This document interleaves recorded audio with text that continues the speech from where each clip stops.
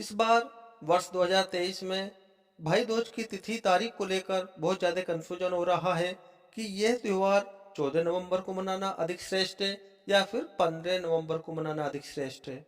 इसी के साथ मैं आपको बताऊंगा कि इस त्यौहार को हम क्यों मनाते हैं। भाई दूज का जो हम पर्व हर वर्ष कार्तिक मास के शुक्ल पक्ष के द्वितीया तिथि को मनाते हैं, उसके पीछे क्या वजह है, और आपको बताने वाले हैं कि एक ऐसा कौन सा मंत्र है, अगर आप भाई को तिलक करते वक्त बहनें उस मंत्र को बोलती हैं तो भाई की आयु में वृद्धि होती है, भाई दीर्घायु होता है। तो इन सब बातों को आप इस छोटी सी वीडियो के माध्यम से जानने तो कहना चाहूंगा, अगर चैनल पर नए हैं तो कृपया चैनल को सब्सक्राइब कीजिए और वीडियो को कम से कम आप 3 लोगों तक अवश्य पहुंचाए, जिससे कि हम सब भारतीयवासी अपनी प्रथा, अपनी परंपरा, अपने त्योहारों के बारे में जानकारी प्राप्त करते रहें। तो मित्रों, देर ना करते हुए बताना चाहूंगा कि कार्तिक मास के शुक्ल पक्ष की द्वितीया तिथि को हम यम द्वितीया, भाई दूज इन नामों से मनाते हैं। इस बार भी यह 2023 में भी कार्तिक मास के शुक्ल पक्ष की द्वितीया तिथि को ही मनाया जाएगा। अब द्वितीया तिथि 14 नवंबर की दोपहर को आ रही है।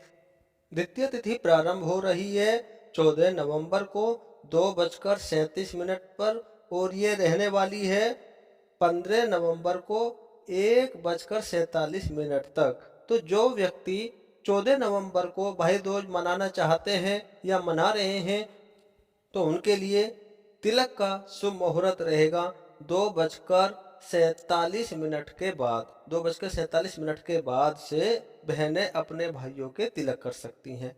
वहीं पर जो व्यक्ति इस पर्व को, इस त्योहार को उदया तिथि के अनुसार भी मनाते हैं तो वो 15 नवंबर को मनाएंगे, क्योंकि सूर्य उदय जिस तिथि में होता है शाम तक फिर उसी तिथि को हम मानते हैं।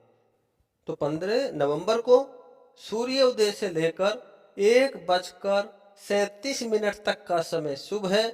उस समय पर बहनें अपने भाइयों के तिलक कर सकती हैं, भाई दूज मना सकती हैं और उनको उपहार स्वरूप जो गोला या नारियल देती हैं वो दे सकती हैं। भाई को तिलक करते हुए यह मंत्र अगर बोलते हैं तो भाई को दीर्घायु प्राप्त होती है। यह मंत्र आपकी स्क्रीन पर दिख रहा है कि गंगा पूजे यमुना को, यमी पूजे यमराज को, सुभद्रा पूजे कृष्ण को, गंगा यमुना नीर बहे, मेरे भाई आप बढ़े और फूले फले। अगर आप इस मंत्र का स्क्रीनशॉट लेना चाहते हैं तो स्क्रीनशॉट ले सकते हैं, लिखना चाहते हैं तो लिख सकते हैं। इस मंत्र को आप तिलक करते हुए अवश्य बोलिएगा। इसी के साथ आपको बताना चाहूंगा कि अगर आप अपने भाई के यहाँ पर जा रहे हैं या भाई आपके यहाँ पर आ रहा है तो आपको वहां पर भोजन करना चाहिए, अगर आप भाई के यहाँ पर जा रहे हैं। और अगर भाई आपके यहाँ पर आ रहे हैं तो भाई को अपने हाथ का बना हुआ भोजन अवश्य खिलाएं। उसके पीछे भी एक कहानी है, एक कथा है जो पुराणों में पाई जाती है। कुछ ही पल में आप वह कथा स्क्रीन पर भी देख सकते हैं। उससे पहले मैं आपको बताना चाहूंगा कि तिलक अगर आप भाई के कर रही हैं तो आपको सीधे हाथ के अंगूठे से तिलक करना चाहिए। तिलक करने के बाद आपको चावल भी माथे पर लगाने जरूर होते हैं और चावलों का ध्यान रखना चाहिए, अक्षत जो है वो खंडित अक्षत ना हो। खंडित का मतलब है कि टूटे हुए चावल ना हो। टूटे हुए चावल का प्रयोग पूजा में नहीं होता है। तो आप लोगों को कथा बताना चाहूंगा कि क्या हुआ था। एक बार भगवान सूर्य नारायण की पत्नी का नाम था छाया। उनकी कोख से यमराज और यमुना का जन्म हुआ था।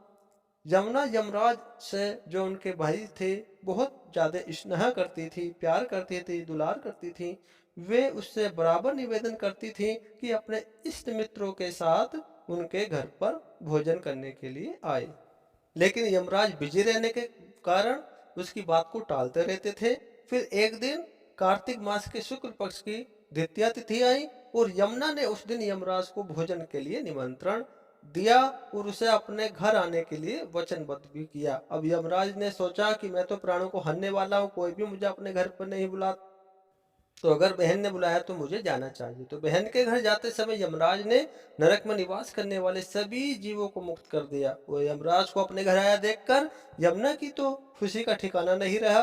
उसने स्नान कर, पूजन कर, अच्छे अच्छे व्यंजन परोस कर भोजन कराया और यमुना द्वारा किए गए अतिथि सत्कार से यमराज जी बहुत प्रसन्न हुए और बहन को वर मांगने का आदेश दिया। तो यमराज की बहन ने मांगा कि हे भाई, मेरी तरह जो बहन इस दिन अपने भाई को आदर सत्कार बुलाकर या वहां पर पहुंचकर टीका करे, उसको तुम्हारे बहन ही रहना चाहिए, उसके भाई को आप भय से मुक्त कर दीजिए। तो यमराज ने तथास्तु कहकर अपने बहन यमुना को अमूल्य वस्त्र आभूषण देकर यमलोक की राह ली। तो इसी दिन से इस पर्व की परंपरा बनी है। ऐसी मान्यता है कि जो आतिथ्य स्वीकार करते हैं उन्हें यम का भय नहीं रहता है। इसलिए भैया दूज को यमराज और यमुना का पूजन भी किया जाता है। इसको हम यम द्वितीया के नाम से भी जानते हैं। तो यह त्योहार हर भाई बहन को खुशी और हर्षोल्लास जो उनको मनाते आए हैं उनको अवश्य ही मनाना चाहिए।